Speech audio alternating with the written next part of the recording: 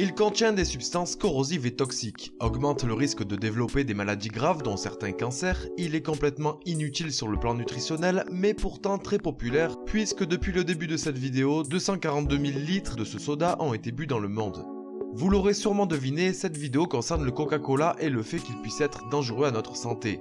Pour commencer, le véritable danger de cette boisson est surtout d'en boire en trop grande quantité de manière quotidienne. Tout comme un grand nombre de produits qui sont très souvent modifiés par l'homme, remplis de pesticides ou d'additifs chimiques, l'excès de certains d'entre eux peut engendrer à long terme de véritables effets nocifs. Et le Coca-Cola n'échappe pas à la règle, bien au contraire.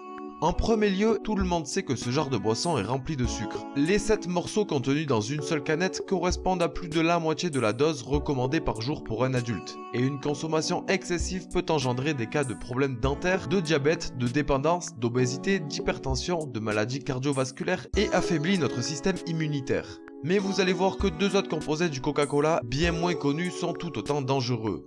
Premièrement, cette boisson est l'une des rares à contenir de l'acide phosphorique et non de l'acide citrique. C'est-à-dire que non pas utiliser un acidifiant naturel provenant des citrons, la firme le remplace par un composé chimique et corrosif très utilisé dans le milieu industriel pour fabriquer des engrais chimiques ou des produits dégrippants pour dérouiller les pièces métalliques. Et bien évidemment, les effets d'une telle substance peuvent être néfastes sur un consommateur régulier, multipliant par 2 le risque d'insuffisance rénale, fragilisant les os et peut être une cause directe d'ostéoporose. Inutile aussi de préciser que ces merveilleuses vertus dégrippantes attaquent fortement les mailles dentaires.